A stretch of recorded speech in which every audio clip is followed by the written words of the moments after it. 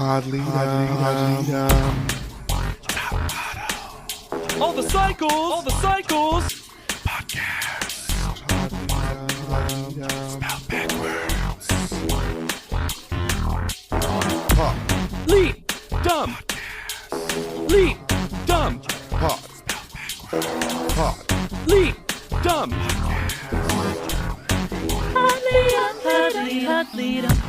Lovely jubbly. Welcome to Pod Leadum. That's Top Model Podcast spelled backwards, isn't it? I'm Alexander Price, and in the UK, I'm a model. I'm Hannah Jane Ginsburg, and I'm a true bisexual. And here's my quote. Just because I'm from America doesn't mean you will be favored. You know you stole that I'm a true bisexual quote for me. It was a gamble on who was going to go first. And I'm JW Crump, and I'm so getting subtitled.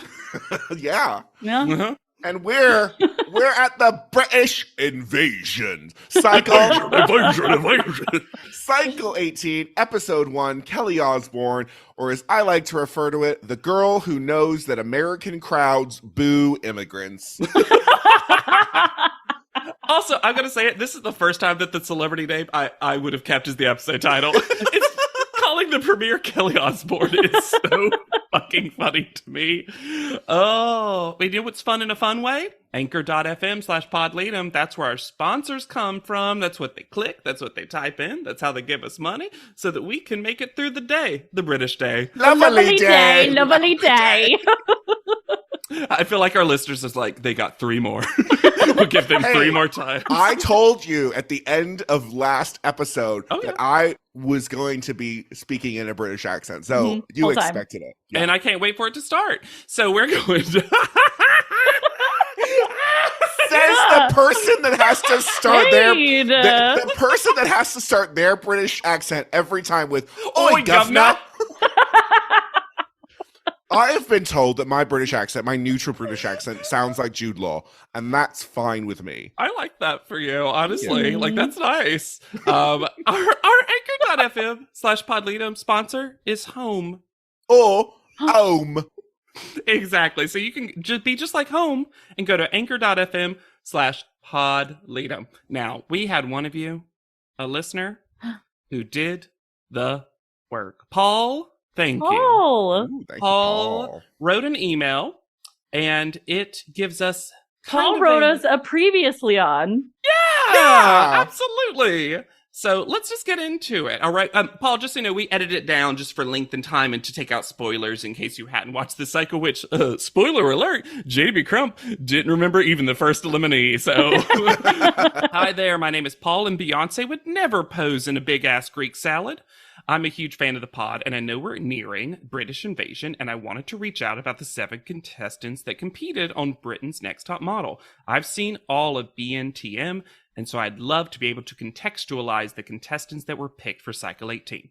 Totally understand if you want to go in without context and take them at face value, which we normally do, but given this is the closest thing to ANTM All-Stars, I figured I would send anyway, and thank you for doing so, Paul.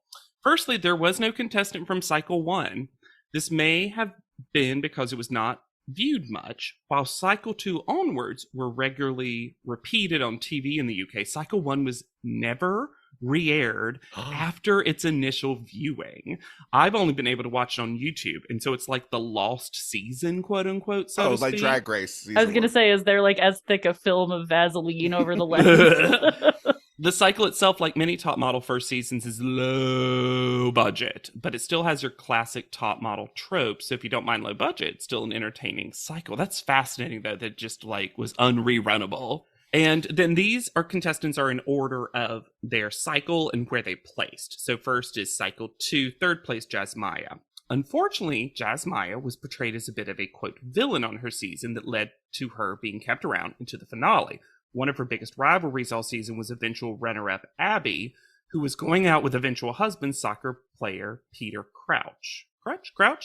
In fact, the reason Britain's Next Top Model gained so much popularity was because of Abby and her association with her husband. She even got a spinoff with Janice Dickinson after the cycle. What? So basically, Jasmine was portrayed as the villain, Abby as the nation's sweetheart, and I think the show took Abby's side over Jasmaya's. Not shocking. No. And speaking of villains, Louise! I'm kidding. I have barely watched the show yet. Second place in Britain's Next Top Model, so our runner-up.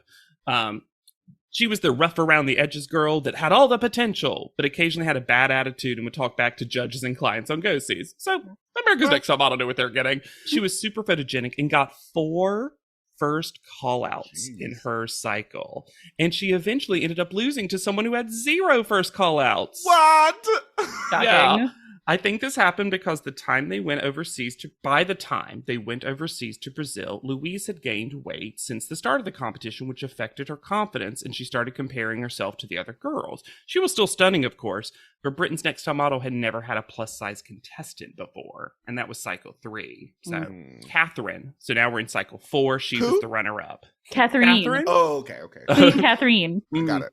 I would categorize Catherine as a bit of a mean girl on her season. Her and the eventual winner of the season were part of a clique that had mean girl energy against the other contestants. The other thing I'll mention about ANTM is, wow, there were so many intense fights all the time across all cycles. Think of the post-Celia Talia panel episode fight, but like every other episode. I think the reason she's more subdued on America's Next Top Model is because she doesn't want to come across as a mean girl again. Annalise came in 7th on BNTM cycle 5. The ultimate narrator of any season, literally a note that I wrote before. Yeah. Of any of the contestants, Annalise was the closest to how she was in her original season. She was fun, happy-go-lucky, and very commercial. There's not much to say about her. She didn't make it super far on BNTM, but she has had a great career since. Ashley, 4th place, BNTM 5. Ashley was another diamond in the rough type contestant, a young mother who didn't really follow fashion at all. One of those contestants that would say exactly what was on her mind. She hated her makeover and thought she looked stupid, but that was part of her charm. Ashley! We all have an accent, y'all. She was never the most professional, and often in person she wouldn't... Is she the Britney? Ashley! The way the sentence is written... Ashley! Sorry, I just want you to know that for a second, I took this sentence very literally. She was never the most professional, and often in person she wouldn't scream model. Model! Model! But she took some good photos. She was your funny contestant that made some great TV. Story checks out. Yeah. Sophie was 2nd place on cycle 5. She was a bit of a villain mean girl. She seemed to say whatever she could to stick around. She knew if she would say bitchy things and stir some drama, the show would keep her around, and she was right. Sophie, yeah, Sophie was a bit of a posh type who would be a little ruthless at times. I think the Brits didn't care as much about being portrayed as mean girls compared to ANTM. Sophie certainly didn't. And finally, Alicia, 2nd place on 6. It was the first season of British Next Top Model with a casting episode. Wild. That they added all the way to 6? Yeah. Very strange. And the first one with the new judge, Elle McPherson. Maybe that was why. Oh, maybe. And just in general, the budget was higher. With that, Alicia became a fan fave right from the beginning as the young girl with tons of potential who really wanted this. And she was definitely a very popular contestant. She took great photos, was a great narrator, and was very funny. It was also the first and only time they had a live episode where the public voted on who would win.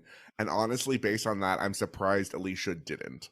One of my least favorite things. They did that on Top Chef one season, and it almost never works for me. Top Chef had a live finale episode? Season 3. Oh, yeah. Oh, no, twice. They did it in Seattle, too. Yeah. Were we voted? No, we never voted. It was they just announced how can it we live. vote on Top Chef? That food looks the best. I hate her. Thank you so much, Paul. That was great, and honestly, a really good primer and fascinating because truly, you can see some hues of this, but also most of these feel like brand new people based on your descriptions. Fierce Flash. Fierce Flash. This just in.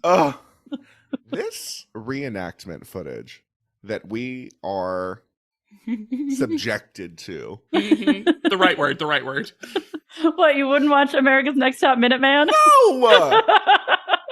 Also, this is what's crazy. So they're saying that the idea of what history is, of what happened, and what a British invasion is. Oh my, look, these are the things that, according to Top Model, are undeniably British. The first things you think of: Kate and William, Vivienne Westwood, Posh and Bex, parades, hilarious.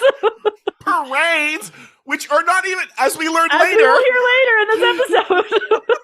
And the Kingsguard. That's all you need to know. That's the rich history. Also, the fact that she is rewriting history and said Vivienne Westwood and not crazy Vivienne. Look, if you just pull the narration fully separately from the images, this is just so wild. The British are coming. The British are coming. Nuh-uh, not those British. These British. From royalty to rebellious fashion. Come on, y'all. We're obsessed with everything British. And who doesn't love those accents? But American girls, they're tough and can take them on. So this season, we're staging a battle royale. Oh, now it's a Japanese book? They can take on all the things we love about England. Well, that's what I'm saying. Number one, they think Tyra and Top Model thinks that the British invasion is the American Revolution.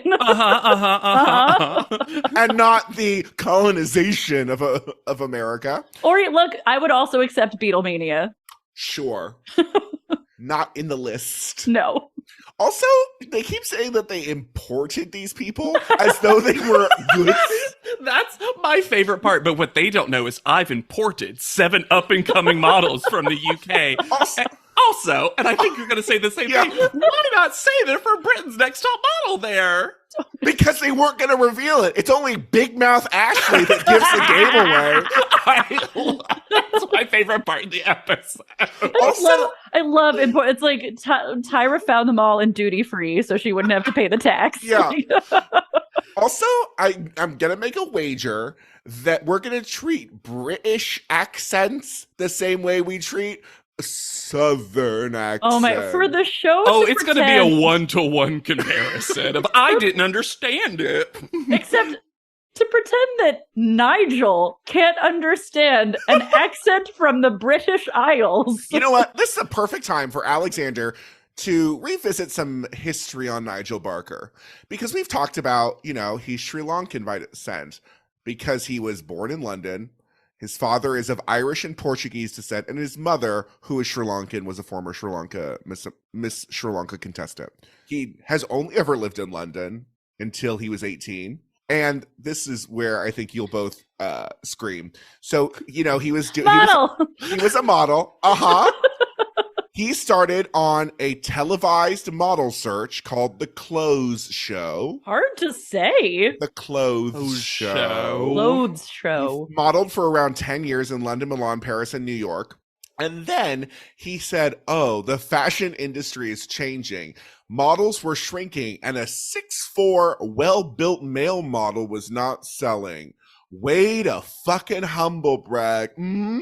He's 6'4"? I guess we don't like handsome tall I was just anymore. too tall and built to model. Fuck off. I can't get over the fact that he's 6'4". Is this because we only see him seated for the most part? Or he's lying down?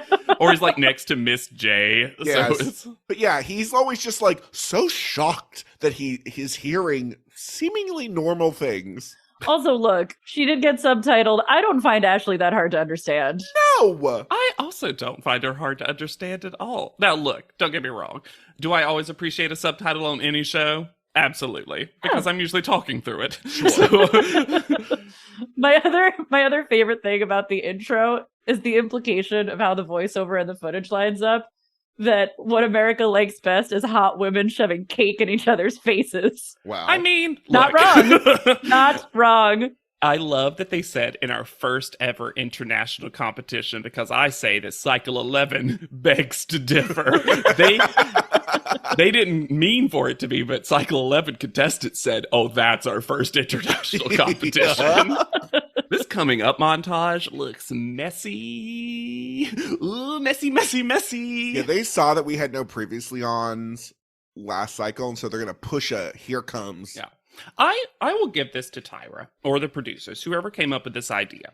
I think at the time, and I looked up a couple other shows to see what they were doing, other competitive reality shows, a Rookies versus Vets series was a pretty new concept at the time. And I also think that this, compared to, let's say, Cycle 16. Cycle 16 didn't have a casting special. We were just thrown models at the start, and we had to get to know them.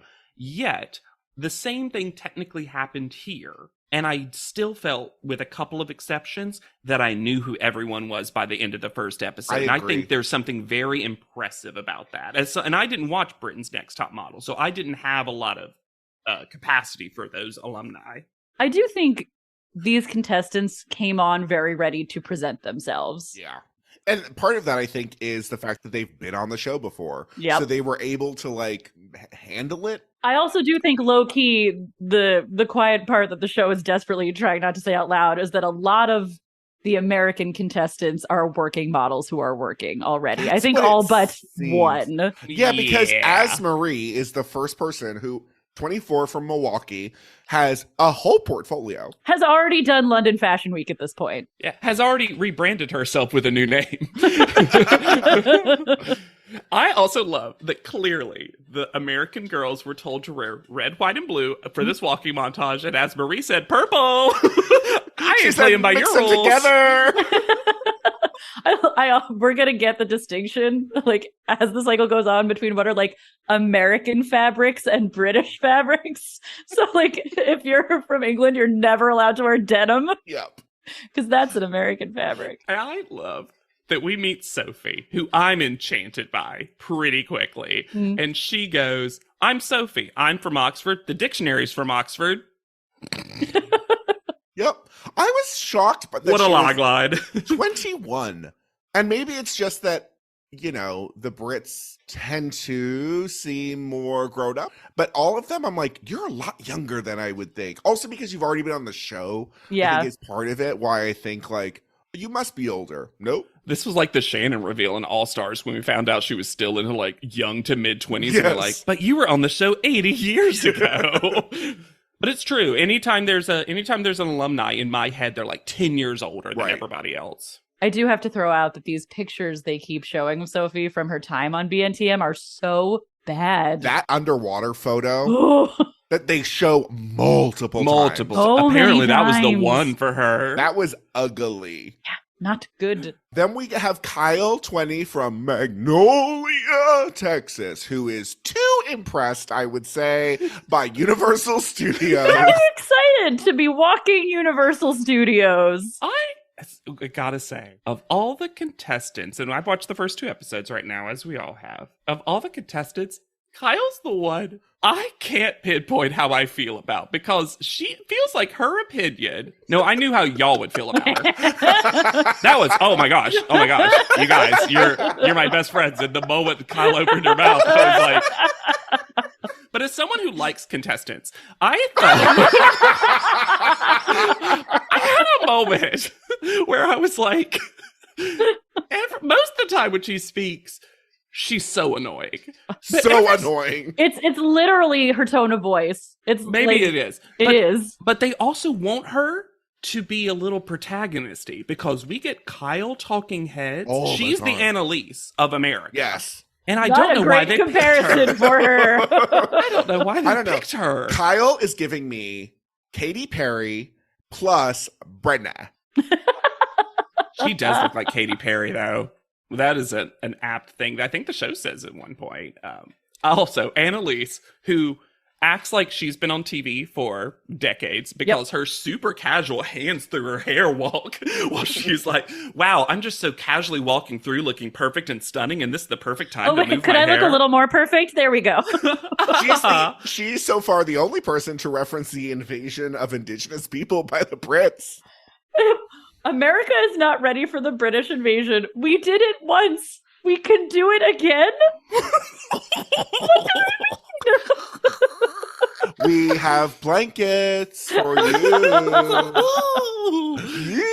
Let me talk about one of my favorite words. I think that all different regional slang words that mean the same thing. It's the elevator versus lift, right? Stuff like that. Sure. There's very few that I'm like, oh, I really wish we used that instead, because usually they're equally fine. Useful. Presenter is a word that we need to take and use, because I like it. It makes sense. It is clear, and it really does. We don't have a good word for that. No. In American slang, and it really is it's for mostly someone... like catch-all host, which isn't actually the what job they're doing. that it's describing. Yeah. And we think of host as person in charge. Presenter is the person who literally is presenting facts, information, news, whatever. We kind of use anchor, but again, we only think of news for that. News. Anyway. I mean, we use Anchor.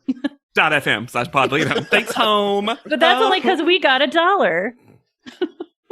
Why are the USC Trojans here for British invasion? Because the Trojans were invaded by Greeks. Do you think that they're here to fight off the invasion of Laura's crimped hair? Oh my fucking God. I did not remember Laura pre-makeover. I also did not remember Laura. And this is not... It It's doesn't because need your to be a brain's talking head. protecting The you. camera is not even focused on her. She is like behind two other people, and this hair still takes up so much of the frame. It is cartoonish. It is as if, you know how sometimes people translate animated drawings into real life fashions? It feels like she was an animated Dilbert character that they then decided. We are introduced to Mariah from Pendleton, Oregon, who is the first Native contestant on the show, which is like both true and untrue. It's a very complicated system. She's the first enrolled Native person. She's also, I think, the first person on the show who grew up on a res.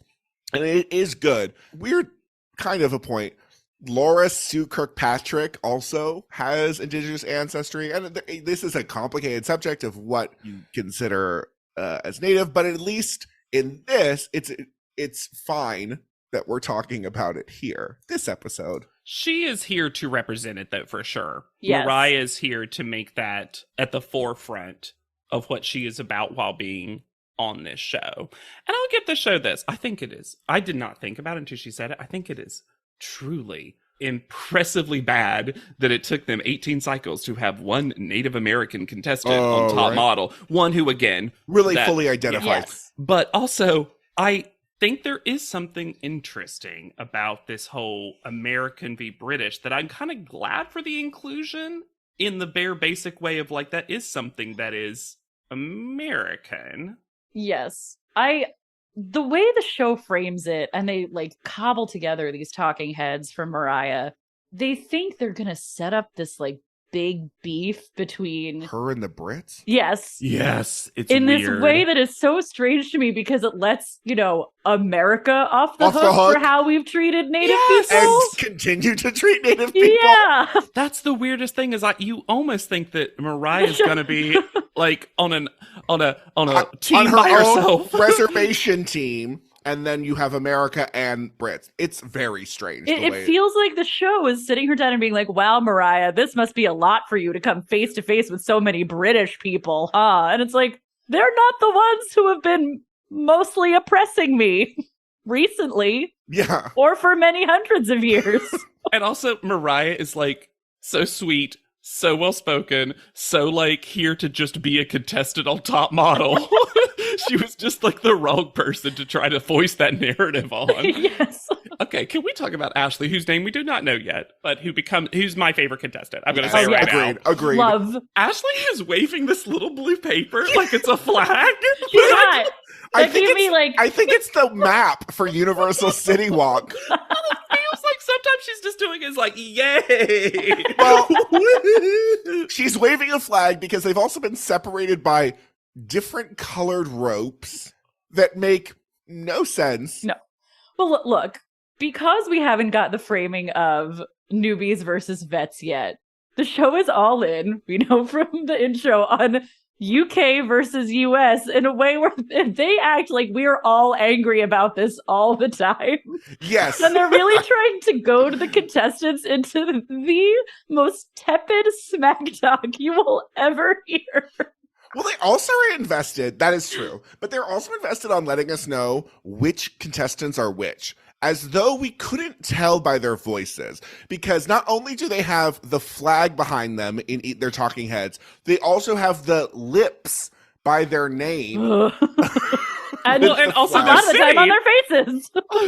On their faces, but also the city under it. I will say this, though. The only one that's confusing is Laura is like Scotia, New York. And I was like, Scotia?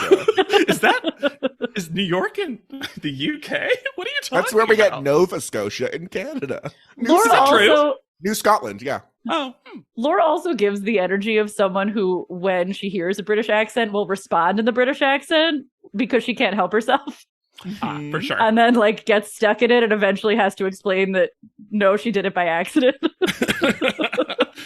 It is so funny though, because also it's setting up right now that the American contestants also don't know that the other 7 competitors are British, or from the British Next Top Model season, I should say. And so when that's announced, there's this huge cheer, because they've all been on TV before, from the British Next Top Model contestants. The Americans look like full idiots. It was so dumb, because did you not speak to a single one of them? Maybe not.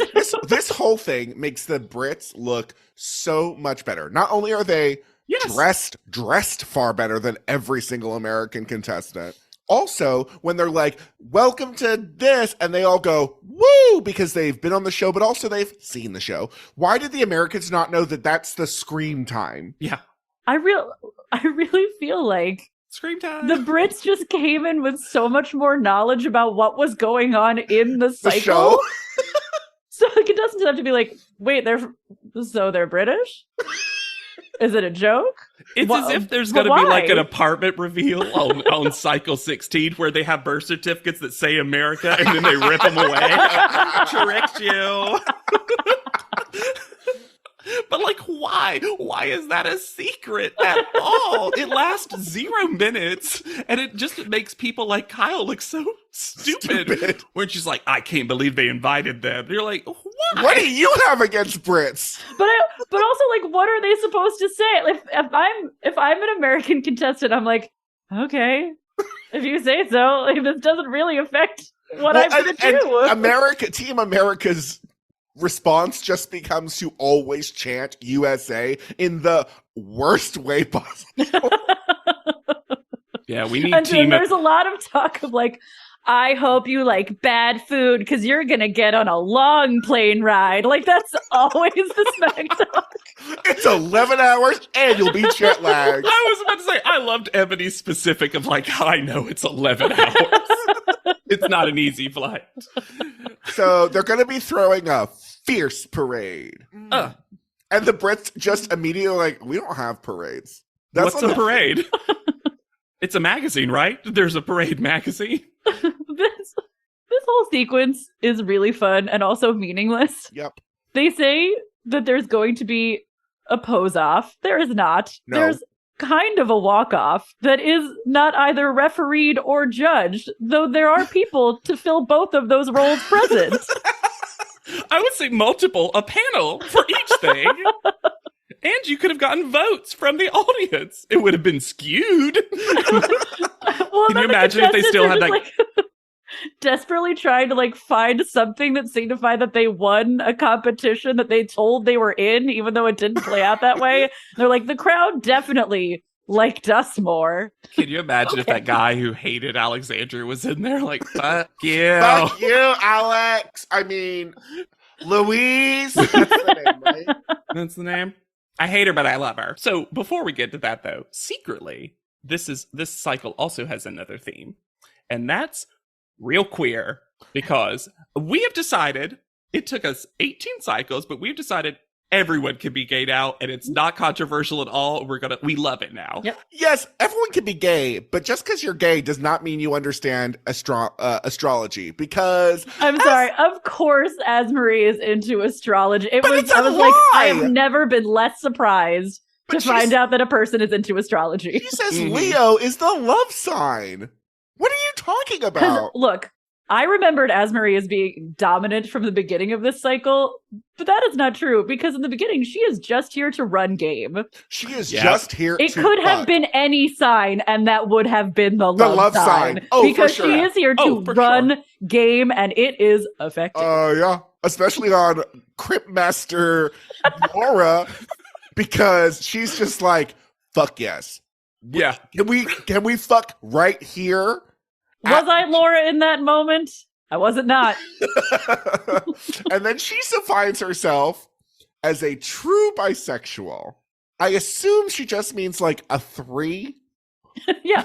Yeah, no. Okay. Right in the middle. No. It's weird because it's not her sign, but she's the Libra of bisexual.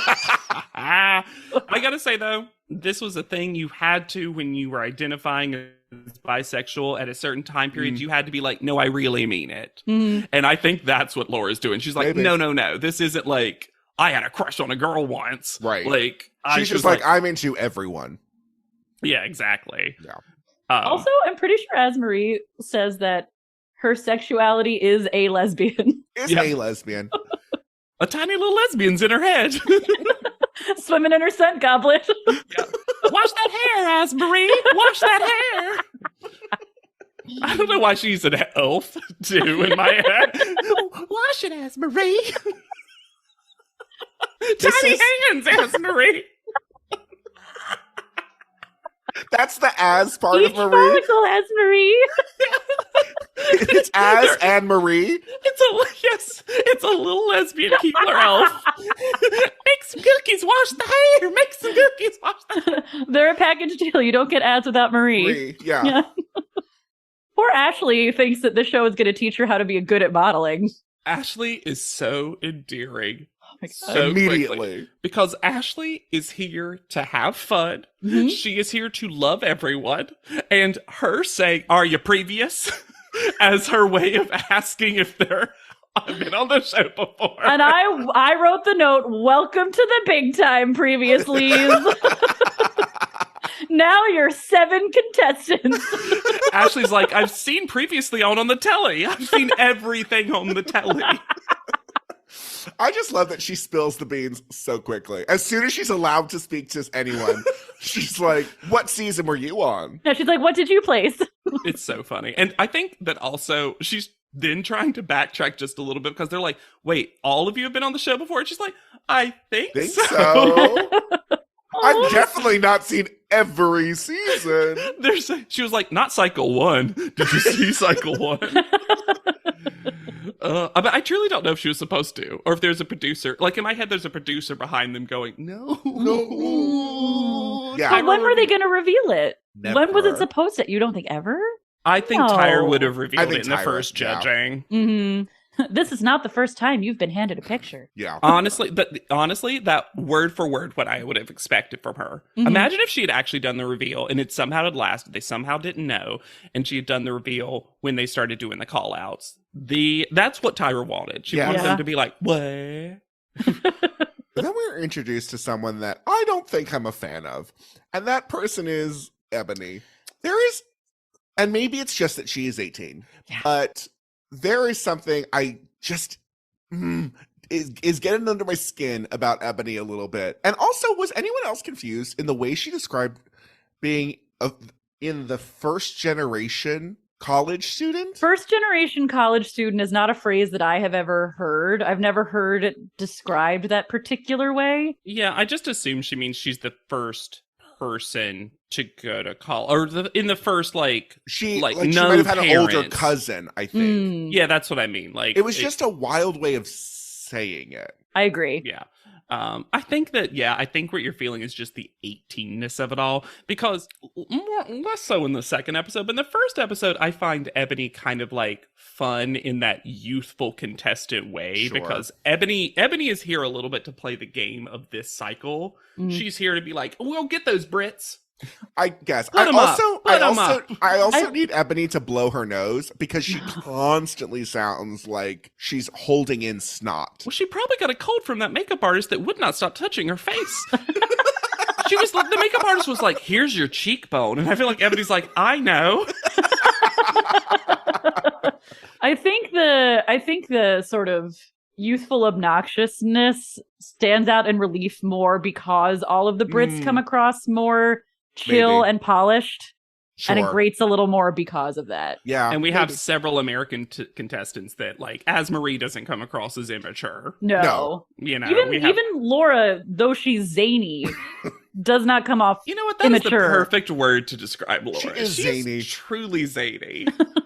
Because in like in the history of the show, we've had like quote unquote like wild or kooky models, and like you could theoretically in a vacuum throw Laura in there, but I feel like Laura, when push comes to shove, will be professional, and she's just gonna seem like fun and zany as opposed to like she's just unpredictable. a little bit of a chaos muppet. Yeah. She's like one of those. She looks, and the show is going to make her look more like this. She has the outer appearance of like a rocker, but then the inner child that wants to go to like Dave and Buster's. Like, Simone gives us the world's worst log line if you want to make someone get on your side, when she describes herself as a plus size contestant, and then she says that her options, because her parents have always paid for everything, is either winning this specific competition or dental assisting. Settling for dental assistance. And also to be like, my parents paid for everything, and they were like, you can do this, but you better win it. What? So odd. Well, and when she said that she was the plus one, I was like, well, 'cause she ain't no clone. There's only one plus. There's our future sepia told. She ain't no clone because it is a truly chaotic spelling of the name. Oh. Didn't remember that. I misspelled it so many times in my notes. Well, it's just autocorrect is like, are you sure? Say more. Alicia's patented one perfect hand on her face is the best repeated motion. I love how annoyed she already is also. She can't stand any of these Americans.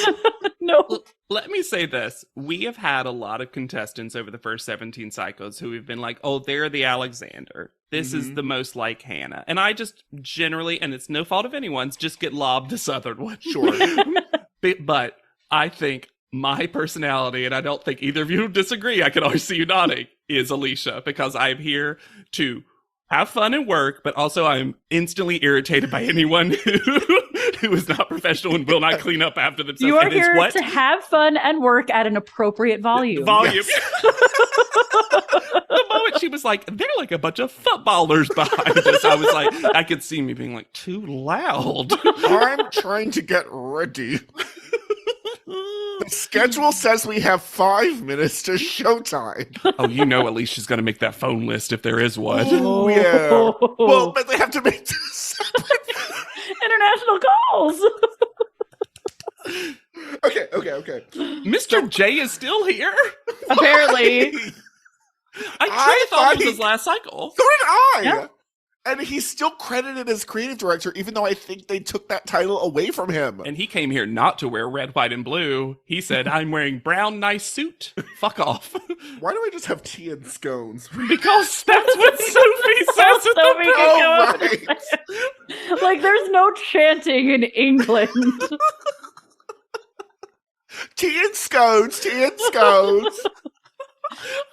Tuppence a bag. Tea and scones. USA. Yeah. It does scan. edited. She doesn't even chant it. She just goes, tea and scones. And I thought that was like, I was like, there's no way that actually happened. Then they have a talking head where Sophie's like, that really happened. These floats are mostly balloon arch. Yeah. And then all of the contestants crowded onto a very small platform with, in the US, either a petite Lady Liberty or, for the UK, I'm pretty sure a petite Big Ben. It is a little Ben, yes. And then one The of them's like, Big Ben. and then one of them's like, Big Ben's actually the bell, not the tower. Tea and scones. Miss J having the time of their life, putting a tiny hat on a big hat, made me so happy. It's a metaphor for the upcoming photo shoot. Oh Also, I feel like Oliver Tolentino should have asked for his credit to be removed from the episode because these outfits are oogly. Ugh. For some reason, all of the bottom halves on the American contestants are just awful. Yeah, absolutely. And they're all too, and this will be something, unfortunately, it seems like throughout the whole cycle, because we have a heavy theme this cycle. Anytime there's a group outfit, they all just get the same blobs of color and style, no matter what they're doing. So no one ever truly gets to look unique at all. Then we are introduced to the voice of champions, Michael Buffer. Don't say his catchphrase. They are very litigious. Yep. So, This man has made banknotes on lawsuits against this phrase. Great, what a life. Can I say also apparently started out as a model. Well, the one crazy fact is his fame reunited him with long-lost family members. In 1989, he was contacted by his birth father, who introduced him to half-brothers after seeing him on TV. And then Bruce Buffer, one of his half-brothers, became his agent and manager. And is an MMA announcer. Where is this story? Does this... I want to know everything about the life of someone whose whole deal is just having a good voice and coming up with a solid catchphrase. And being like a snappy dresser in an area that previously had not seen snappy dressers. The other thing that's crazy about that story is the only reason they knew that they were related was because Michael Buffer's parents that had adopted him never legally adopted him, so his name was never legally changed. So when he went to the army, they're like, your birth certificate says this, so that's what your name is. Wild. Interesting. I want to know everything. Now, I will say this. We do not get a lot of times when I think Top Model unironically makes a fun, cute idea, but let's get ready to runway. Cute. Stole my heart. Cute. I assume he did that, though, honestly. Oh, yeah, so Top Model didn't have to pay him. Top Model, does not have that money. Who are these shirtless men? Why don't we know more about them? Who are these shirtless men? Also, did we not give a quick rules to the fans in the audience? Because we are on top of the runway. Full bodies on top of the runway. One of my favorite characters this episode is Bored Woman standing right up close. Who was she forced to bring? Who was she forced to bring? What child is being trampled underneath these fans? Now, so it's a quote-unquote walk-off in the most elusive terms. It was supposed to be a pose-off. Originally. Which it isn't at all. No. But none of that matters to me because they get to say little wild and out style. Were they instructed on what to do? I don't think so. No. I think literally the first two contestants came up and did it, and they were like, okay. So we're all doing this? Yeah. Okay. It leads, though, to my favorite moment because Candace, who we've barely heard from until now, calls Ashley a trick. And then Ashley goes, I've got fucking kids at home. She can't call me that. That's rude. It is rude. It is rude. But Ashley already immediately preceding that was like, you bunch of bitches. That's just the thing. It's like, she says so much other hard language, but the word trick is the one that she's like, no, fuck that. My fucking kids are gonna hear. Like, she's both right and wrong, right? Because first she's like, trick, you called me a prostitute.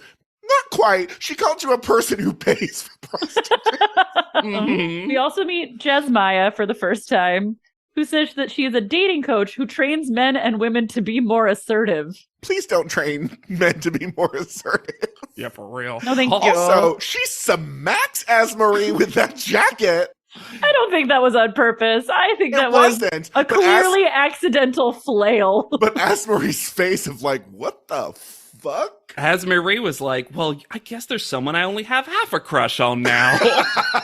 Asmarie is such an expert in jacketography that she does not understand someone who cannot control a jacket. We also skipped over it. Someone who can't control something is Laura's mouth while she's modeling.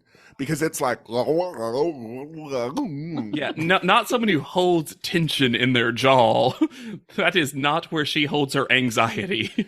Candace is Jocelyn because she tried 8 times to be on the show. Mm-hmm. She also gives her full name. They let her go Candace Smith, and I'm like, oh, we're just... All right. Okay, ruins it for us, but whatever.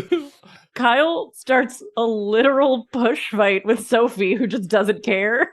Then, what the fuck did they do to Alicia's hair? Oh, They're already ruining her hair? there was a great moment, though, and it was fully accidental, but it would have been amazing if this had been judged at all, where Alicia and Ebony both backspin into one another. It was amazing. Yeah. And I was like, didn't feel purposeful, but that was pretty awesome. It's kind of a bummer that we don't get any judgment on the walks, because a lot of them are good walkers, and Miss J is right there. Yeah. Well, I think part of it is going to be a theme this season where they are asked to do a challenge, and then there is no reason why that challenge was done. This is where we also learned that Louise is the plus Brit, because we can have one on each side. She is so beautiful. I think the structure of her face is just so gorgeous. I don't like this hair, but she is stunning. Yeah. It's so funny because she's one of the few makeovers I very, very, very specifically remembered. And so I was like, wow, she had a lot of hair. Yeah. She kind of has Whitney from Cycle 10's post-makeover hair. Yes. Just like plopped on blonde. Yeah. So we head to their house. Why do I have wind your neck in? Oh, that's what Louise says. Said to Simone. Mhm. Yeah, and Simone says, I don't know what that means. Which, to be fair...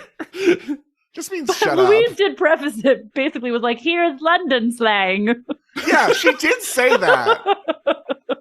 She's like, I know you won't know what this means. And Simone's like, I didn't understand. Like, yes. And then Annalise pitches Britain's Next Top Model All-Stars instead. She was like, let's just eliminate all of them. Scoot them over. Scoot, scoot. And then we'll just compete and we'll have the All-Stars that we didn't get. So they go to their new house. And if this is not from The Good Place, Cowboy Skyscraper Buffet, this American-themed British restaurant of a house. The theme of this house is TGI Fridays.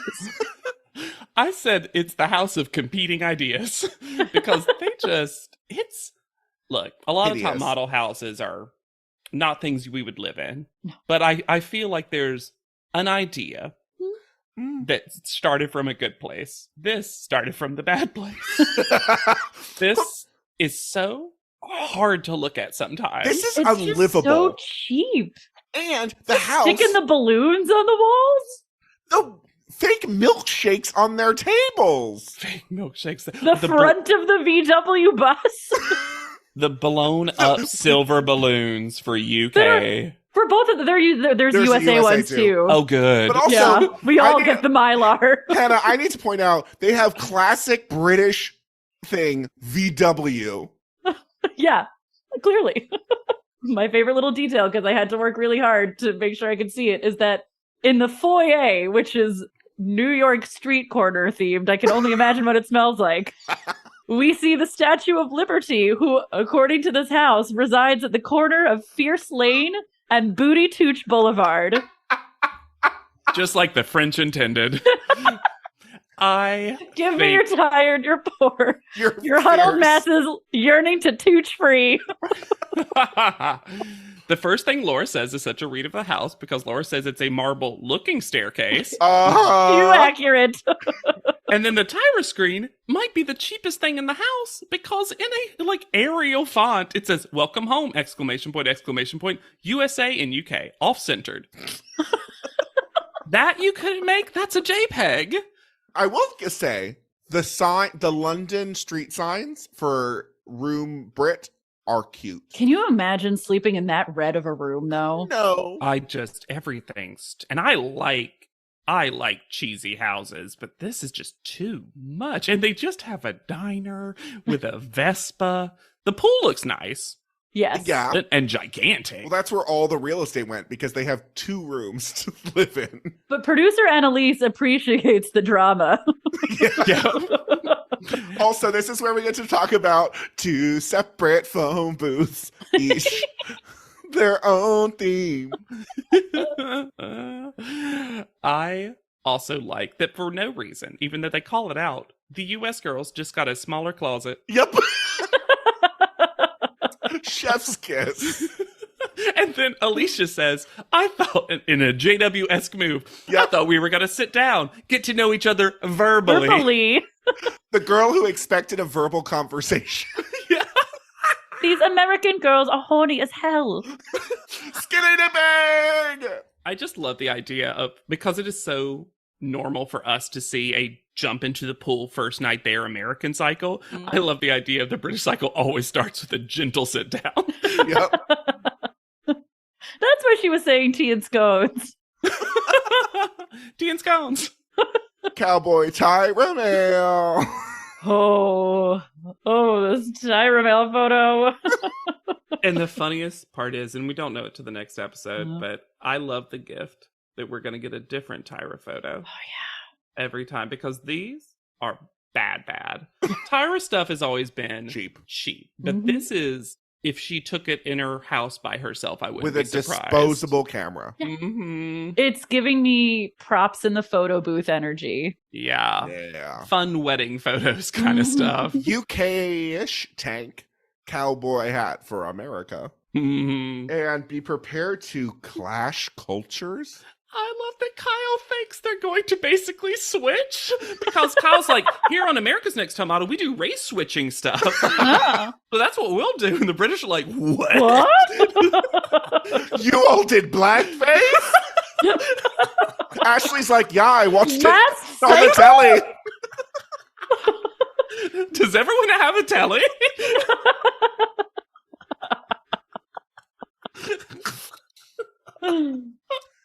So they arrive at Siren Studios. I'm glad that stayed.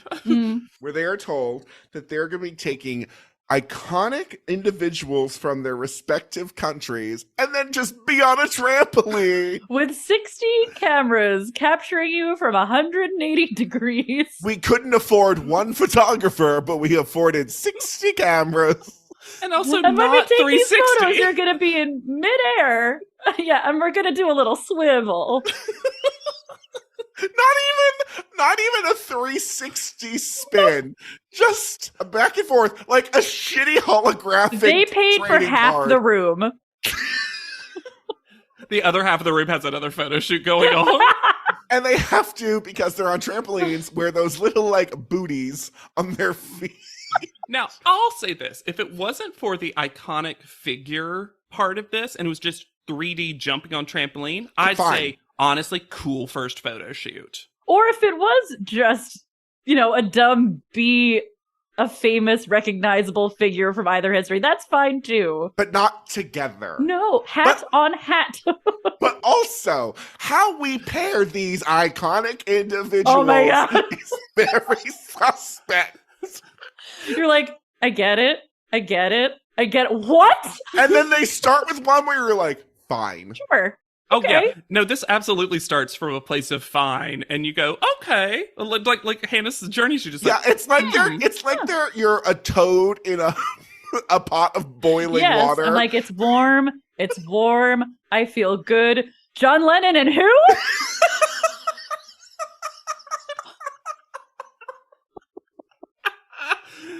Okay. What I love, and y'all know, opening credits flashback.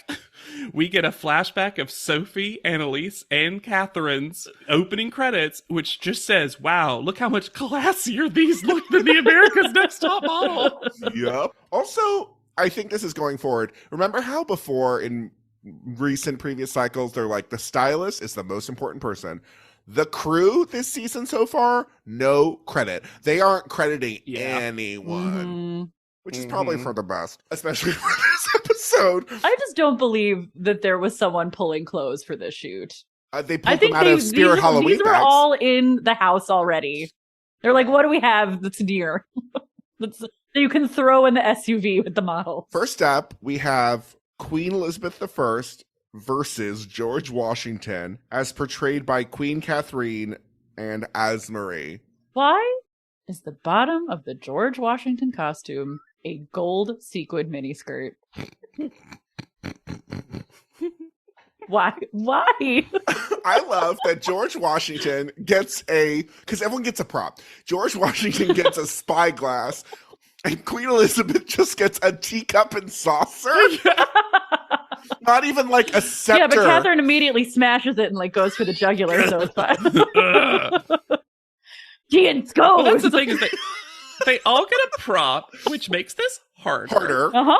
But also, the props, like, the best version of this is, and this is impossible, I know they're jumping, but it's like you capture a moment between the two. But the props make that even harder. Yeah. Because George Washington, as Marie's just putting up the spyglass, like, they're looking at Queen Elizabeth right next to her. Yeah. Oh. But this is also, I'm going to say, why this later decision is more terrible. You have Marie, who is a person of color, female identified as George Washington. Keep that in mind, listener, for what we are about to do. As we journey along. Uh-huh. Yeah, at first I thought they were having actually the right kind of any gender, any race thing going on. I was like, anyone. I was like, oh, you really are just making it about like a character, right, and not anything else. And for a while, I was really on board with that. Though I did like that they had Candace and Annalise play Janet Jackson. Yes, Mel B, who they do not trust. We know. Because it says Spice Girls. In parentheses. Also, no prop for Mel B. Nope. Not even a little British flag. Her prop is those parentheses. You couldn't see it, but she was holding the 4 other Spice Girls. Well, not Victoria Beckham. It's just a DVD of Spice World. Where did Candace get a whip? I don't remember Janet Jackson with a horse crop. No. I don't know. We get my first truly insane captions crunch. Captions? Y'all. Captions is having a tough time with accents. Yes. Where are captions for captions? Because Alicia Who captions says, the captions? Alicia says, in Britain's next top model. And captions crunches that to, in Britain, it's somewhat lacking. I mean, we needed a British captions and an American captions. Yes. And we could give different colors, different fonts. Different fonts? Yeah, have some fun. Ooh. Maybe it's an elimination of 2 captioners the entire cycle too. This is a competition for you as well. So we have Madonna v. Elton John. Sure. Which is Laura v. Alicia, who hates this. This outfit for Elton John. When has he ever worn this? This fucking like Boca Raton retiree outfit. Retired like mambo dancer. Yeah. And it's also because Laura probably has the best costuming of anyone. Yes. She has, because this also, anyone who got more material to work with is just going to have more fun with trampoline and jumping. Then you couldn't go out and buy a bag of boas and just throw them all on top of Alicia? Right? Anything? For real. Ugh, the fabric is so gross.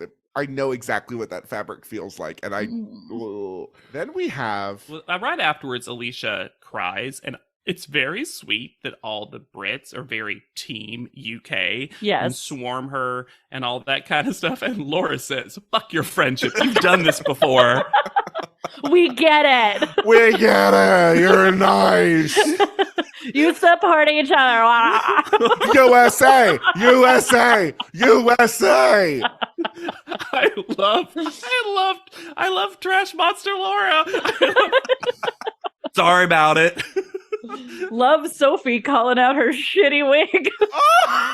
She also barely can get through describing Margaret Thatcher before she can be like, I hate this monster. Yeah, she's like strong and powerful. Those are 2 things I can say that are accurate. Oh my gosh, I gotta pull off a really dodgy wig as well. And I think this is because the show didn't understand dodgy. What dodgy means? Dodgy wig. And then Simone as Michelle Obama is holding Lady Liberty's torch. But why does Margaret Thatcher have a gavel? I mean, she was head of parliament, so it's like, come to order, I guess. But a torch, which looked like a microphone It at looked first. like a microphone. It looked like a Before microphone. it said, I was like, Oprah? Like, what? Because nothing about this says Michelle Obama. No, and also and look, it's Michelle Obama had tons of outfits. Like we've seen multiple Sure. designs, but this was a pattern and color scheme that I'm like, this isn't something I remember at Or all. shape. It No. wasn't Yeah. even a Michelle Obama shape. Yeah.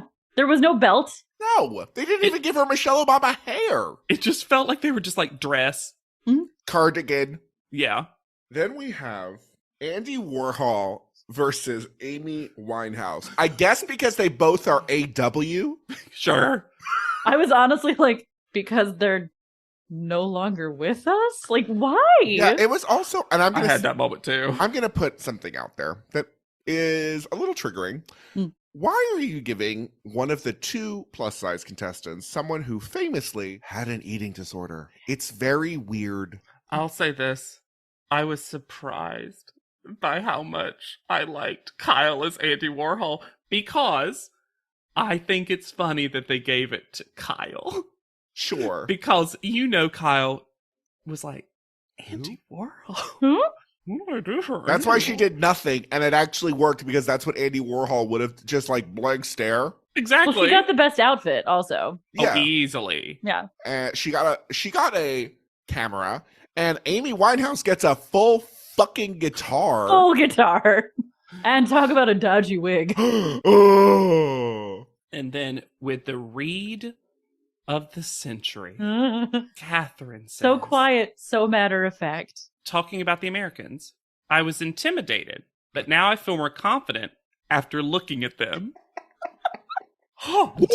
I paused the episode and was like, I'm devastated. How can I go on now? And then to really add on to that, Louise says, well, I'm not going to try to do well in a photo with an American. I'm not going to give them my energy. So funny. And then we've had a fun time so far. Yeah. It's been neat. Yeah. And it's gonna get bad for a little bit. Because we'll get through it together. our last, not a last pair, but one of our last pairs is Jasmaya as John Lennon, paired with Mariah as Pocahontas. And that is the loosest way to describe what they've dressed Oh my god. Mariah in. This 99-cent bagged costume. Of like native Yeah. Indian. That would rightfully get you canceled. Yeah, because If it's you not chose even, to wear it. Because If you I- chose to wear it. If you chose to wear it. I'm so upset. I don't know what timeline I'm in anymore. If you've chosen to war. and like literally the tiniest bit of research will tell you how incorrect. Number one, why we have to give the native contestant Pocahontas in general. And acting, as we will see, like it is a gift that the show is bestowing upon her. Because it should surprise no one that this is a Plains Indian outfit. Why she has a tomahawk in her hand is wild. And also, there are other native historical figures that weren't there. Pocahontas is most famous as a Disney princess, but also as just like a young girl that was married to a white person. Mm-hmm. We didn't want to go with not the best, like Sacagawea is there. You could go Sitting Bull. Like, because gender doesn't have anything, you didn't need to do this, but you just thought, oh, we have a native contestant. Let's put her as Pocahontas. And they went and got the Spirit Halloween version of Pocahontas. It's so gross. It's also juxtaposed with Jasmaya talking about the limitations for POC models in the UK and the irony in some ways of showing how one-minded Americans are about native people. And her saying that, I'm just like, this whole pair. And the fact that Pocahontas and John Lennon. Lennon? What are we doing? This is also not a John Lennon outfit. No, this is more Elton John. Yeah. I got the photo confused sometimes because of that. This is around the time that this becomes the Kyle show featuring Kyle. I counted, and with an exception of Annalise and Alicia, Kyle has had 40% of the talking heads. And Ashley and the crew are cackling about her Princess Di wig. Ashley's like, this mess? And they're like, yeah, that mess. You can tell that our love for Ashley jives with who she actually is because the crew immediately falls in love with her. Well, They're falling over laughing with her. Yeah. Well, and then they put the crown on her head, which makes the wig look even worse. Oh my goodness. And My then, goodness me. because they can't let just one person in a photo look bad, Ebony as Tyrant, Jackie Kennedy, which it almost feels like they're like, well, this isn't Jacqueline Kennedy Onassis. This is some woman named Jackie Kennedy. Kennedy, your favorite office manager? Yeah, Jackie Kennedy. Yeah, because you would at least put like Jackie O, right? Like if you're going to abbreviate the name. Zebra dress? Zebra dress? There is nothing about this outfit that has anything to do with the extremely iconic style of Jackie Kennedy. Like, And I think if you're going to go real basic, pillbox hat. Yes. yes, Little pair of gloves. easy. Any other shape, any other color, I'd have been like, fine. Fine. I get what we're doing. But zebra dress and long hair? Yeah, that's the other thing. You can't like pin it up. No time, no budget. What did she have in her hand? Was it a mirror? I think she had a purse, a little clutch. Interesting. And then now Jay says, now it's not about embodying the person. Now it's about being a model. Well, Okay. Also, having to jump up and down on a trampoline in a strapless dress. Strapless long dress. Uh-huh. With a crown on your head. And also play someone who is pretty famously Shy. stoic. Who was usually upset to be photographed. I would say we had a whole musical. Was after this show, to be fair. I was going to say, how triggering was it, the spirit of Diana, to have 60 cameras flash at the same time? God! When they first put that wig on her, I was like, Julie Andrews? Yes! I just assumed. I love when he goes, who's the fiercer bitch? And Ebony and Ashley both like, Me? like the gentlest hand raise. We're representing two dead people? With kind of tragic stories about death? So, on me on this trampoline, I guess?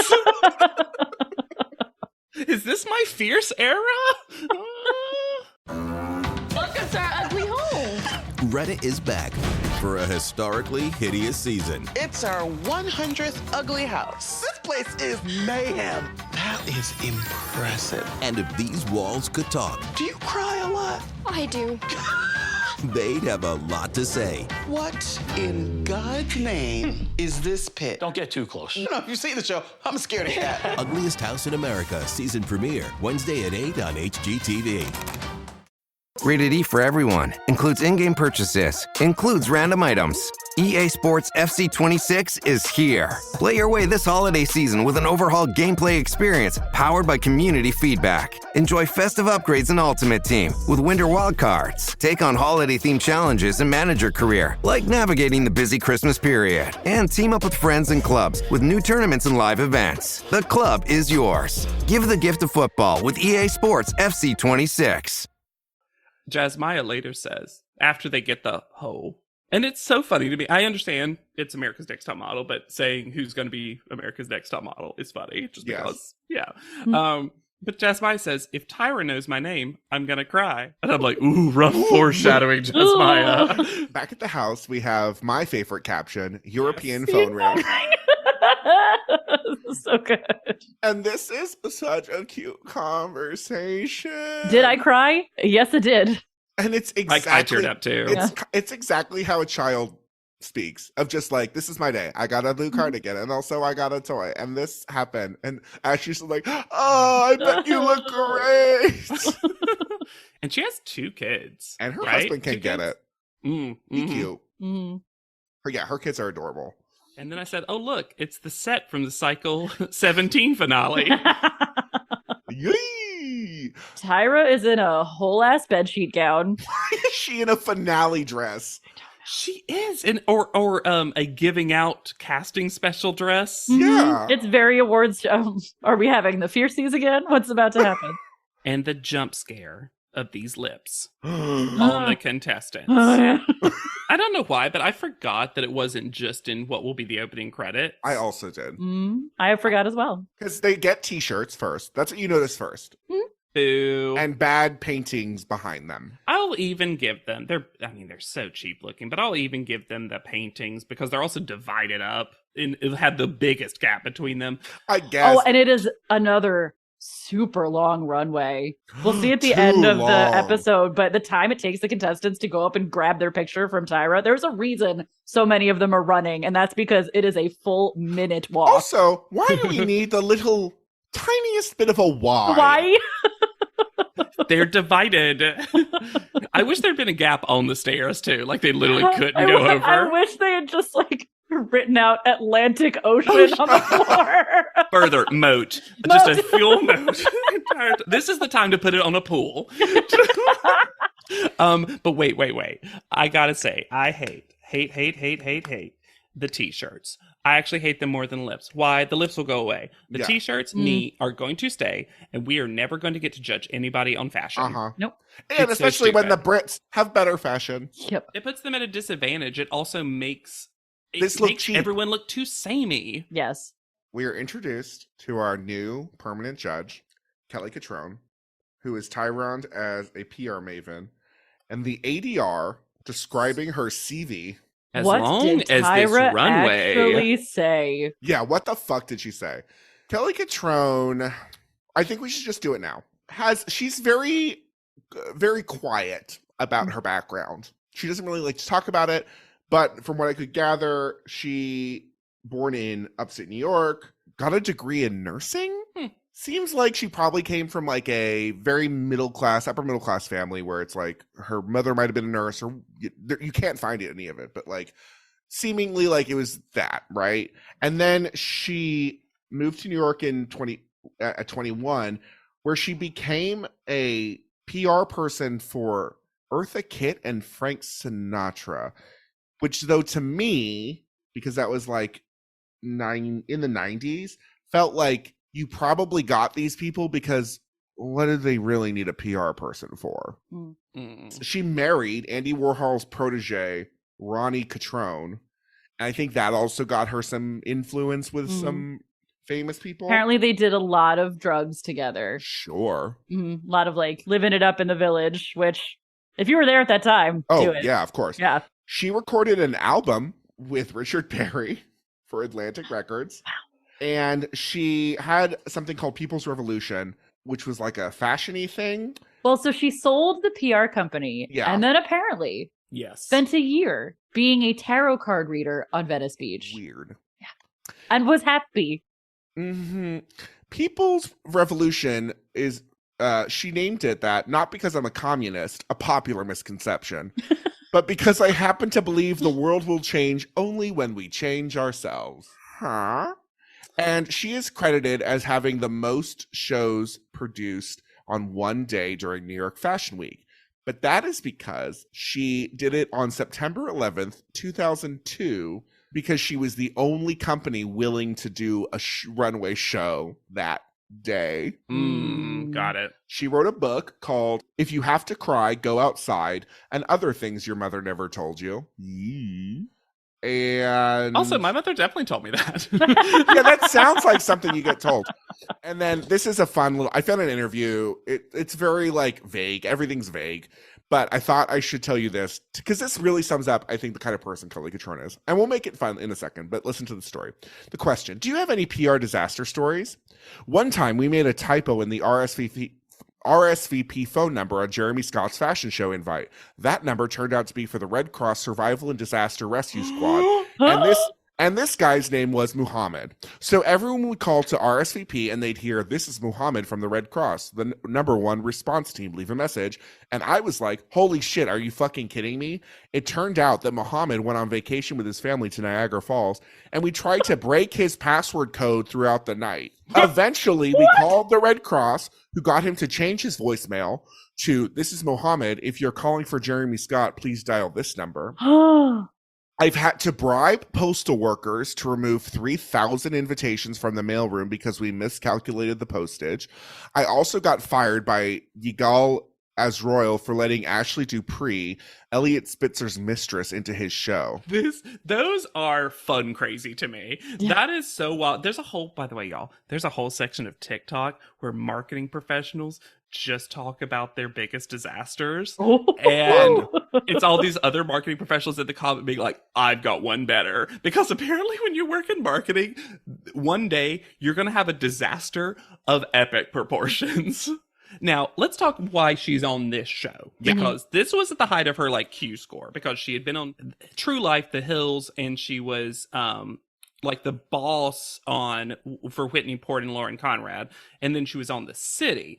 And then that became Kel on Earth. Kel on Earth. I'll say this, good title. And then she became a contributor to Dr. Phil in November 2010. And that was the thing that really got her to, like, be big enough and recognizable enough at a very specific time to go on America's Next Top Model. Because the weirdest thing to me, all of this aside, is that fourth judging seat has always been someone very fashion famous. Expert. Yes. And the person who gets, like, an intro.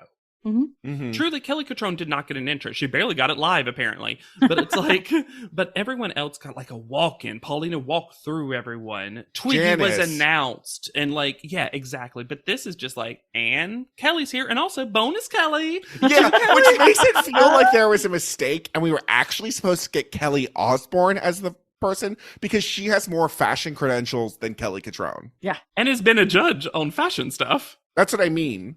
It's really interesting in this episode. Nothing in this episode that Kelly Cutrone does is particularly bad in this episode. Yeah. No.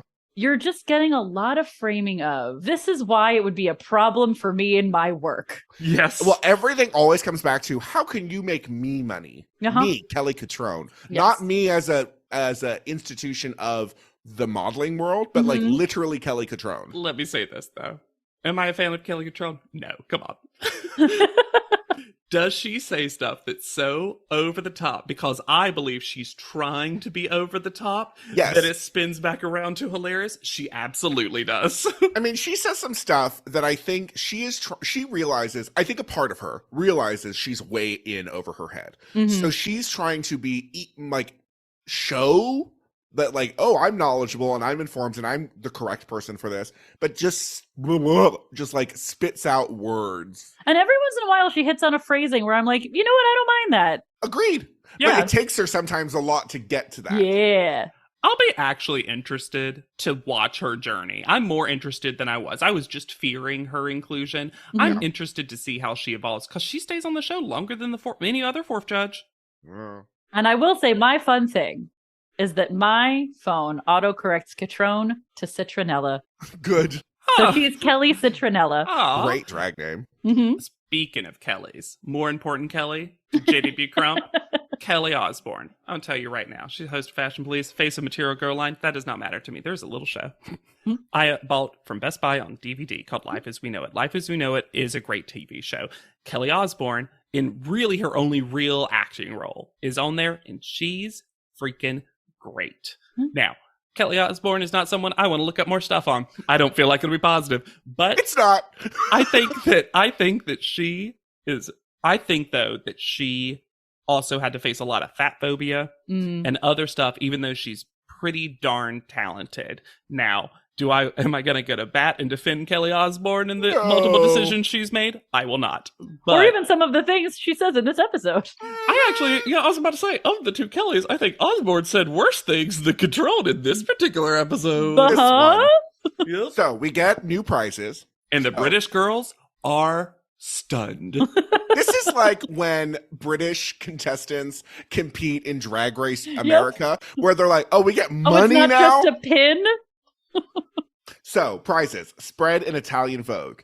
Appear on Vogue IT. No more blog. Because Francesca looked at all of those and was like, no. No. I did not know Vogue was still part of it. I thought it went with Andre. Vogue, what was happening? Celebrity guest correspondent for Extra. And it's specifically a position as. Mm-hmm. And I'm like, we reworded that somehow for some reason. Yeah. Yup. A single produced and released by CBS Records. Why is that thrown in here? And the love that they contestants- included released. Not just produced. It will be released.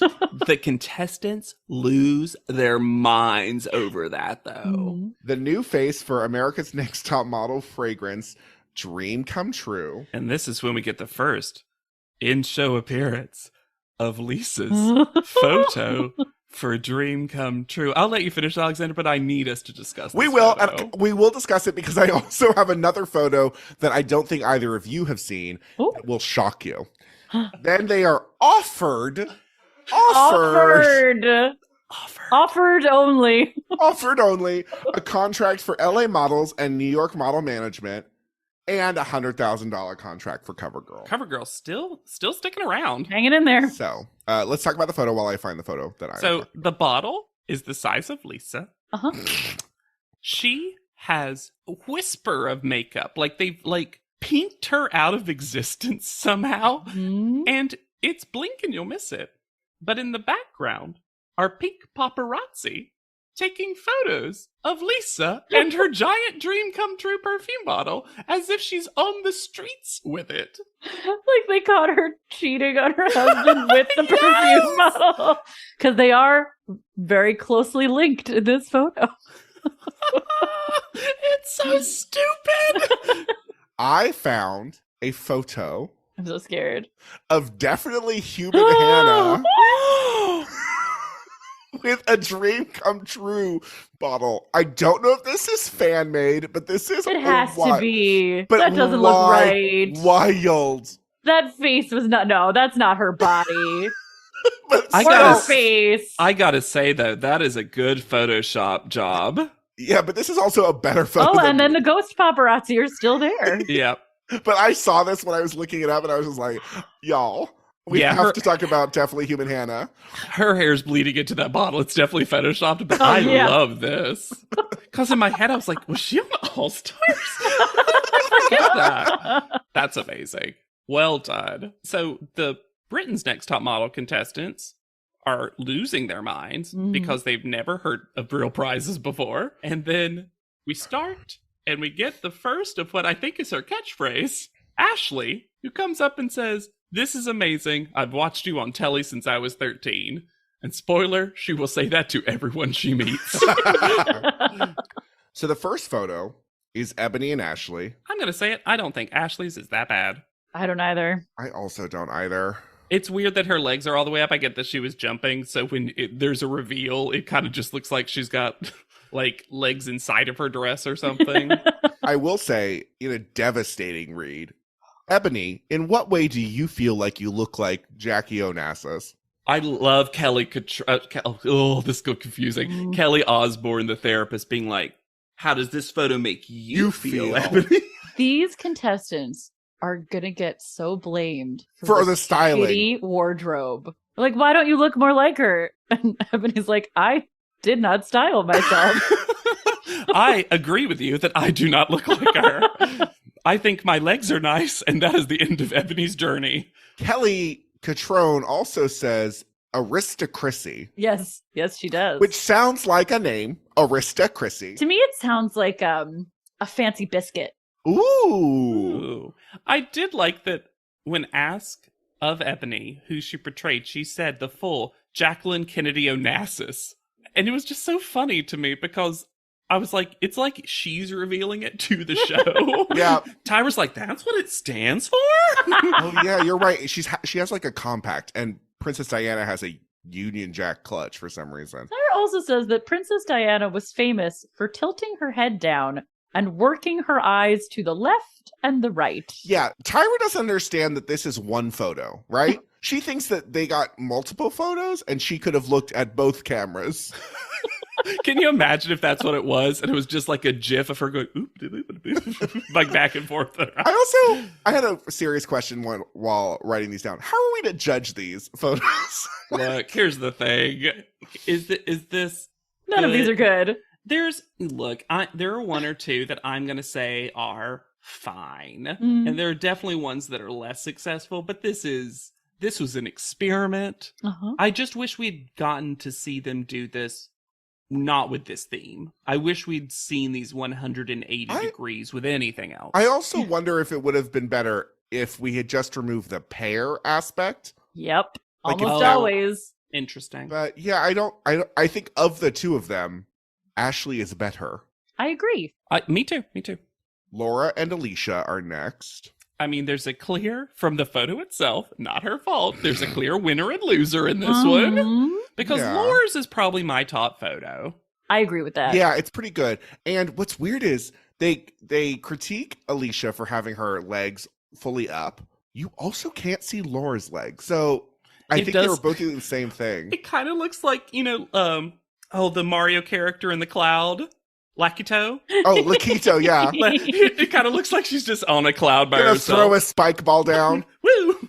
And I'll give it up for her for really getting air in a strapless dress. Yeah. I like that the necklace, the cross necklace, which is kind of an iconic thing to Madonna, is very visible. Mm-hmm. She just had more to work with. Yes. Yeah, that's the thing. It's definitely Madonna and Andy Warhol were by far the best styled figures Yeah. for this shoot. Mhm. Alicia looks like she's a character in Austin Powers. Yeah. Like, yeah. that's the styling she got. Also, I don't like that we're telling people your character defect is ... character defect. Well, see, here's one of the Kelly Catrone things that I liked, because it's so over the top. It's that it makes it silly, is that Laura had started this photo by saying, this isn't going to be good, I don't feel confident. And then it's good, and Kelly Catrone is so mad. How dare you? Prepare me for this. And You then pulled she's- that rug right out from under me. And then she's like, this image is so good that I'm willing to get over your character defect. Kelly Osbourne chooses to tell a black woman that she looks too angry in her photo. She sure does. And then we hear an aside from Nigel Mm. that is so revealing. So revealing. Because he says, after Kelly Osbourne says this, he replies to her, I'm glad you said that. As they're walking away, as though he doesn't think the microphone is on. See, I Uh-huh. put the emphasis on a different word. I'm glad you said that. You said that. Because I think he got told, hey, Nigel, stop telling women to smile more. Uh-huh. And it also feels like he just got permission again. Uh-huh. So I'm wondering if he's going to start doing it again. Mhm. Yeah, I hated that moment. Is it a bad picture of Alicia regardless, though? Yes. We're Yes. not her best. No. Next up, we have Catherine and Asmarie. I think You know, for what this is, it's interesting. So far, Yeah. it's the best. So far, it's the only one that works. it's the best pair for sure. They did the best job of interacting with each other. Yes. As Marie also got some height. Yeah, this gold skirt is wild. But Why? Why on God's little green earth? but I think Catherine's body language is pretty good. Like the one knee out, Yeah. it feels like 3D. It feels like this is now a 3D image that we're Yeah. like, seeing. It truly does, though. I like that she went for full yelling face, too. I think that's a cool choice that nobody Yeah. else did. Mm-hmm. Yeah, I think this is pretty good. Then we have Mariah and Jasmaya. You remember that shot where that shoot where they had to be with drag queens and they were in male drag? Right. This yeah. is Oh, JL. it is JL. They literally have this costume. It's the same outfit. Oh my gosh, you're so right. No mustache. No mustache, but yeah. And look, is it this character? No. But I actually think with having a guitar as a prop, this kind of jump is a very, thing that you see rockers Yes. with guitars do. So I'm just not as mad. And the outfit wasn't John Lennon, so I No. don't know how she was going to evoke John Lennon, so she might as well evoke Rockstar. Rockstar. Yeah, I think it's not bad. Now, Mariah, before we get into what the panel says, gross. We've already talked about how bad the costume is, double gross. The fact that in the final image, she is about to boink the other model on the head. Oh my gosh. It just is. Remember when we were like, How there did the could be show more didn't blackface, right? Technically, that's still true. Technically, that Very, is still very true. technically. Very, like the most technical. Uh-huh. And then they get into Nigel, who now got permission apparently Yup. from Kelly Uh-huh. Osbourne, says that Mariah should have had an easy job because she's Native American, and so this should have come from within, and he doesn't see the quote angst and the passion. You mean the 13-year-old The 13-year-old? girl Mm-hmm. that was married off to a white man Mm-hmm. and sent to live by herself? And forced to abandon her culture and family. And truly, the disheartening part about this is Mariah's really clearly upset about this. Yeah. She's upset because they are truly making her feel like she is poorly represented. Her culture. Her culture. And it's heartbreaking to watch her reactions. Yeah. And she's not that bad in this photo. If you can take away all the other stuff, the photo is honestly pretty dynamic. Yeah. And she I think has the modeling is there. her control of her face is pretty amazing, actually. But they don't like the wig on John Lennon or the styling or the fact that she's just pretty in this. Like, oh. Well, and Kelly says that they didn't make the two characters go together. And I was like, yeah, Kelly, guess what? Because they don't. Did Kelly think they picked the characters that they were going to be? And Pocahontas was an option. And Mariah's like, don't worry, I'll take one for the team. Like, It really feels like she thought that. wild. Maybe truly, like, Kelly had so quickly come over from Dr. Phil that they hadn't told her how America's Next Top Model works. And she's like, well, it's a PR competition, right? So they chose what they had It's to about do. their brand.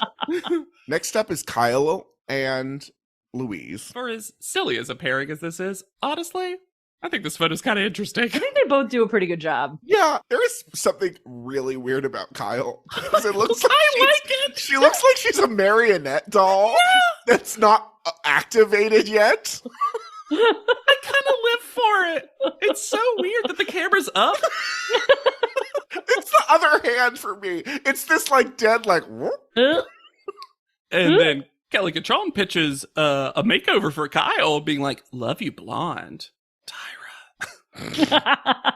Have you chosen yet? They also make some gross comments about Louise's body. I do think that the way they phrase it is horrible. I do think that she is someone who is so straight up and down. Mhm. It would have been more fun in a jumping half three-dimensional shot or whatever we call this. 2.5 dimensional. It's Clay Fighter, right? Remember Yeah, it's Clay Fighter. guys? But she said basically, I didn't try. So Yeah, and I think, she had a hard prop too of a guitar. I think guitar is a heavier prop than And camera. so big. Yeah. I like it behind her. It's a it reveal was an interesting too, choice, actually. when she turns around and you see the guitar. It is actually, and she's holding it with her other hand. I kind of Yeah. Next up, we have Candace and Annalise.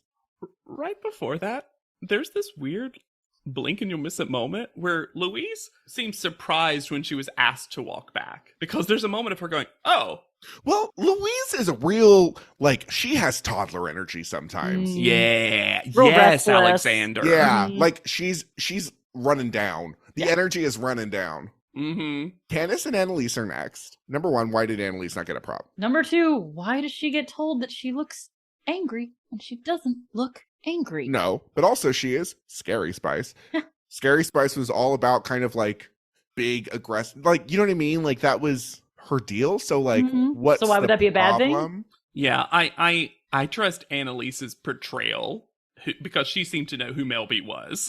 Yes. Honestly, I think Candace looks fine in this. I think it's a fine picture. It's not really anything, but it looks, I don't understand why she has a crop. Yeah. And neither did Tyra. So I like her hand to her ear, though. She's Yeah. The only thing is, look at Candace's left foot, because it broke Ew. on the way up. Yuck. Yuck. And the spinning is making it Oh, so bad. No. Because I'm y'all, looking at that now. I think we're all looking at ANTM archives because they have the full motion. Yes, they Oh, yeah. do. Oh, we absolutely are. And finally, we have Simone and Sophie. Mm. This is not Michelle Obama. Also, this isn't a bad thing, but it's bad for this photo. It's very dancey. It's very almost like African dance too. The motion of that whoof back, which is cool to do. And also, why does she not have the little booties on? Yes. Why is that? It's a shame because I think take out the element of who she was trying to portray. And And it's a I good actually photo. think this is a great photo. I agree. Yeah. That's There's what I'm trying something- to I say. love her Exciting. hands. It really does look like that's a microphone and she is singing and pointing out to an audience member or something, though. Yeah, it's very dynamic. And she is modeling H to T. To Yeah. the fingertip to Yeah. her toes. Mhm. It's a good photo. And it is not impressive that like a lot of people, her legs are kind of scrunched up, but she still looks long, long and like she's filling the space. but not Michelle Obama. No. Also, talk about someone ready to bonk someone. Yeah, right. Sophie. This, I think, And- works for the character. Yes. That's true. Kelly Osbourne says something, and I don't know if this is how Oh, She I think I meant- know what you're going to say. to say it. But this is the panel's favorite photo. And Kelly Osbourne says that this really portrays the decade that both of these women were in power. And I'm like, you know that Margaret Thatcher and Michelle Obama were not powerful in the same decade. No, and I would argue there is a difference between prime minister and FLOTUS. Uh-huh. The first lady doesn't really have power. It's very weird. Well, especially a prime minister who was notably abusive of that power. Yes, but the decade, the one decade The one they decade. over. I'm not, yeah. Maybe in her mind. You know how we learned that to Tyra, a decade also means a group of 10? Maybe Kelly Osbourne was also like a group of 10 power. Power of 10. Huh? Private panel. This is the most...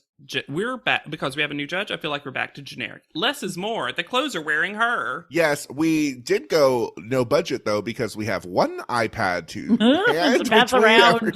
The pass-around iPad is so funny to me. My Kelly Catrone stop clock is right moment comes for the Alicia shot just doesn't do her justice on any level. I was like, that's a nice way to say that. Yeah. Pissed Yeah. off Aladdin. Well, once again, they did not pick the wardrobe. No. Kelly Osbourne makes an ID magazine drop that it almost feels like the show was like, don't talk about a good magazine. Don't do that. Another very strange Mhm. Nigel I know Kelly what you're gonna Osbourne talk interaction. Yes. When talking of Sophie, Kelly Osbourne says photographers love blank canvases, and Nigel goes, "Thank you." Like he's been waiting 18 seasons for someone to finally say it. I am so glad that you're here to start the conversation for me. And then Tyra says the biggest lie that Tyra has ever said. When I was a young girl, I liked the Spice Girls. Ma'am, you were 22. Yeah, here's the thing about the Spice Girls. They have still held pop culture relevance, but they were only around actively for a very time. short amount of time. So, Tyra's back to bits. Uh-huh. Andre is not there to steal her joy. And to go out. Do you have anything more for private panel? No. Because I'm going to take us out. She goes, is the girl going home boarding a domestic flight or an international one? I would argue you might, even if you had to take an international flight, you might have to do a domestic flight to yes. New York and then switch. I mean, Somewhere how is Fatima Ashley is getting back to triggered. Scotland? Who knows? When we come back, Mariah is the first one I noticed who took that lipstick off. Yep. But also Sophie, Laura, Annalise, Louise, and Jesmaya were like, wipe, wipe, wipe. Don't want this ever again. Mhm. The call out order is real funky. It felt like Tyra wanted to make a point / stir up the British gals. Uh-huh. Simone is first call out. And then Tyra tells her new biggest lie. There is no way. I hear that Michelle Obama is a huge fan of America's Next Top Model and watches it with Malia and Sasha. No effing way. You hear when you say it out loud to yourself in your house. Hey, they copied that Barack Obama photo. Remember? Yellow was Barack Obama's favorite color. Yeah, during that terrible, terrible interview she did with Barack Obama, did she ask When she was like, oh, you played basketball. And he's like, what? No. I think Simone's a fine first call out, though. Yeah. Sure. Here's a fun fact before we get to the rest of the call out, because this is some top model math. This makes Simone officially the first plus-size contestant to get the first call out ever. Oh, wow. Yeah. So Oh, she's wow. a fun fact in top model history now. Yeah. Man, that is Sad. yeah. Clone watch. No clone. Kyle is next. So I had a pure, like, 2 pure beams of light came out of me and went to you, and one was hate and one was love, and they were both so strong and pure. And they made a rainbow because And they made a rainbow.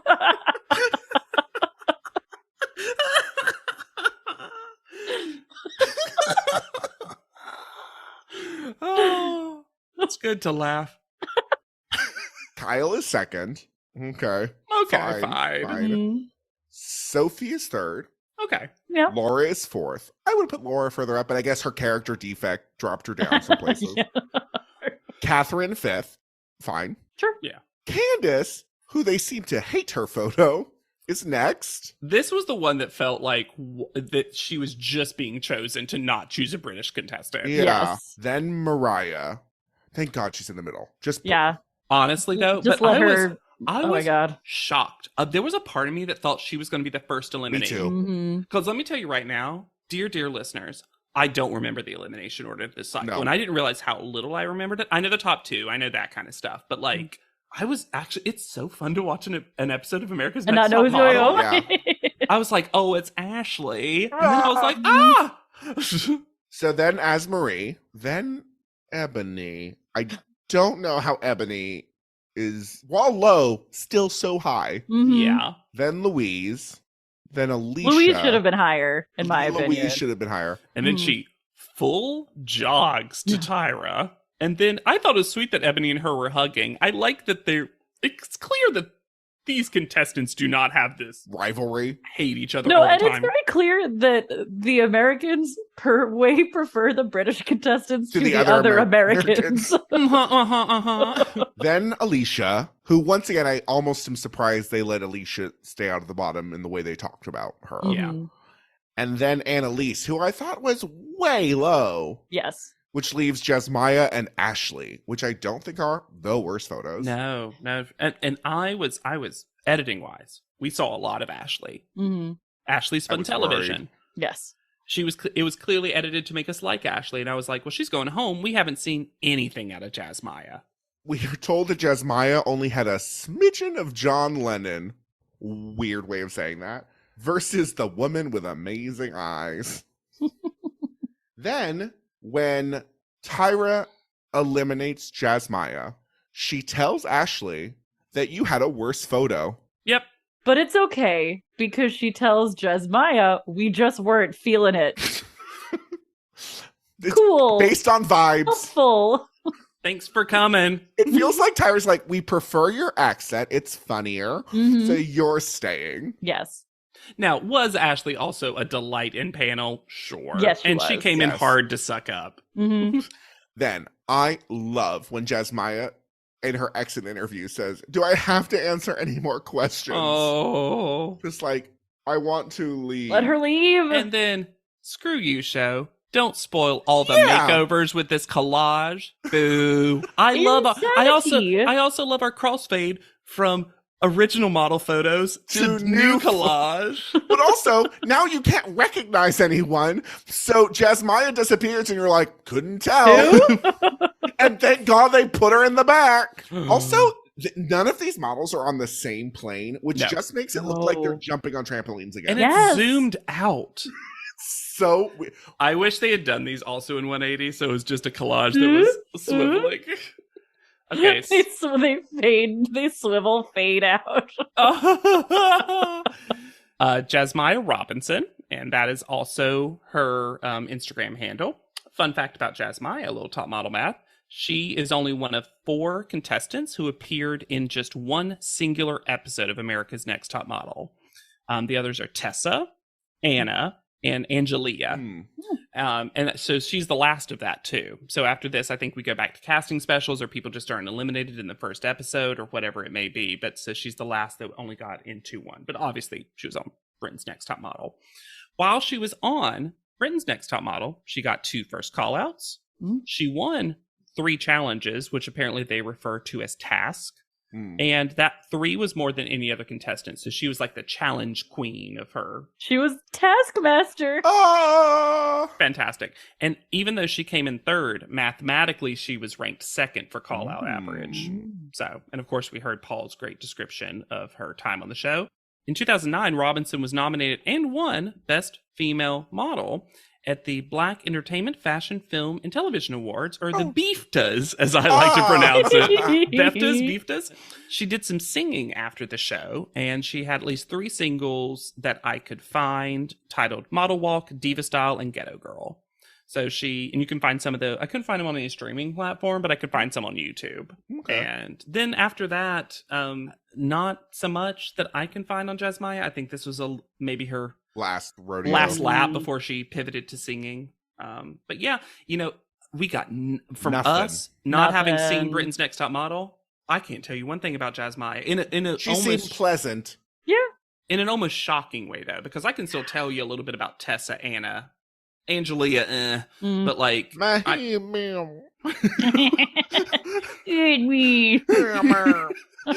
can I tell you anything about Anna? Who's to say?